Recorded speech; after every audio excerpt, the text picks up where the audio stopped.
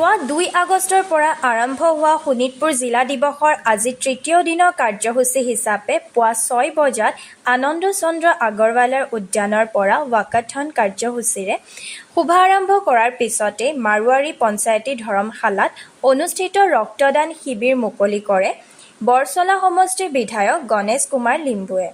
তৃতীয় কাৰ্যসূচী হিচাপে তেজপুৰৰ পলফিল্ডৰ ইনডোৰ ষ্টেডিয়ামত অনুষ্ঠিত ফুডমেলা মুকলি কৰি তেজপুৰৰ বিধায়ক পৃথ্বীৰাজ ৰাভাই মানুহৰ স্বাস্থ্য কিদৰে নিৰোগী কৰি ৰাখিব পাৰি তাৰ ওপৰত বক্তব্য ৰাখে। জিলা আয়ুক্ত দেৱকুমাৰ মিশ্ৰই মানুহৰ খাদ্যই শৰীৰত কৰা প্ৰতিক্ৰিয়া আৰু সজাগতাৰ ওপৰত বহলাই কয়। বৰছলাৰ বিধায়ক গণেশ কুমাৰ লিম্বুৱে শৰীৰ আৰু স্বাস্থ্যৰ ওপৰত আলোকপাত কৰে। অনুষ্ঠানত আত্মসহায়ক গোটৰ মহিলাসকলে বিহু, ঝুমুৰ, সমবেত সংগীত, একাংক নাট, কবিতা আবৃত্তি আদি গীত মাতেৰে অনুষ্ঠান জীপাল কৰি তোলে।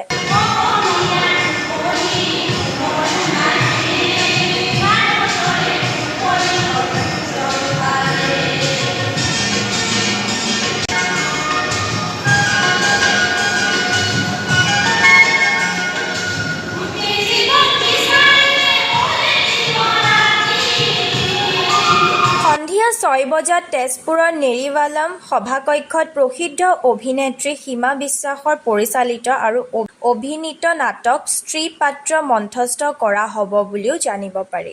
বিশেষকৈ 1983 চনৰ ৩ আগষ্টত দৰং জিলা ভাগ হৈ শোণিতপুৰ জিলা গঠন হয় আৰু শোণিতপুৰ জিলা গঠন হোৱাৰ পিছত শোণিতপুৰ জিলা দিৱস হিচাপে আমি অনুষ্ঠান অনুষ্ঠিত কৰি আহিছোঁ। এইবাৰো আমি ব্যতিক্ৰম কৰা নাই।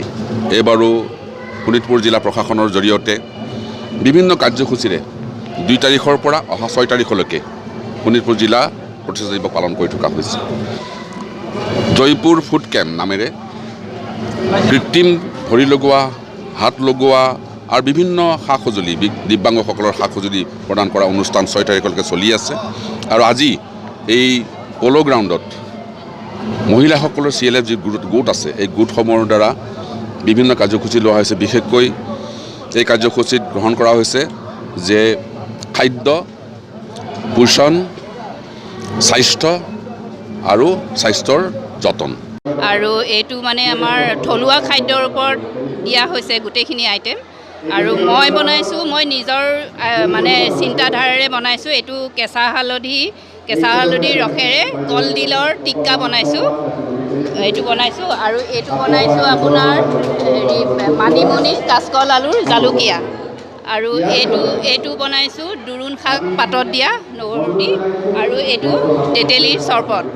যিহেতু তেতেলীটো মানে আপোনাৰ প্ৰেছাৰৰ কাৰণে ভাল, চৰ্দিৰ কাৰণে ভাল, গতিকে মই তেতেলীটো ইয়াত প্ৰস্তুত কৰিছোঁ। লগতে হালধিটো আমি কৰোণাৰ সময়তো আমি বহুতে খাইছিলোঁ, কেঁচা হালধি ৰসেৰে খাইছিলোঁ। আৰু কেঁচা হালধি ৰসেৰে আপোনাৰ বেক্টেৰিয়াটো মানে বহুত দিনলৈ মানে ভাল হৈ থাকে, মানে বেক্টেৰিয়া নালাগে তাৰমানে খাদ্যত, মাছ মাংস ক'তোৱে মানে বেক্টেৰিয়া নালাগে। আৰু মানিমুনিটো হৈছে শাকৰ ৰজা বুলি কয়, গতিকে মানিমুনিটো জালুকীয়া বনাইছোঁ। গতিকে বিভিন্ন ক্ষেত্ৰত মানিমুনিটো খুবেই ভাল। সাপে কামুৰিলেও মানিমুনিৰ মানে হেৰিটো পেষ্টটো লগাই দিলে বিষ ভাল হয় বুলি কয়। তেনেকৈ আপোনাৰ দোৰোণ শাকটো বহুত ভাল পেটৰ কাৰণে, পেটৰ প্ৰব্লেম, পেটৰ গুৰগুৰণি উঠা, পেটৰ অসুখ হোৱাৰ কাৰণে দোৰোণ শাকটো খুবেই মানে ভাল। গতিকে দোৰোণ শাকটো এইটো বনাইছোঁ। আৰু এইটো বনাইছোঁ যিটো কাচকলৰ বাকলি আমি পেলাই দিওঁ সাধাৰণতে। এই কাচকলৰ বাকলিটো মই সিজাই লৈ, কাচকলখিনি সিজাই বাকলিটো পেলাই দিয়া নাই। এইখিনি বাকলিৰে মই নহৰু এটামান জলকীয়া দি মানে নিমখ দি পেলাই এটা পেষ্ট বনাই চাটনি হিচাপে প্ৰস্তুত কৰিছোঁ, য'ত মানে ফুড ভেলুটো থাকি যায়।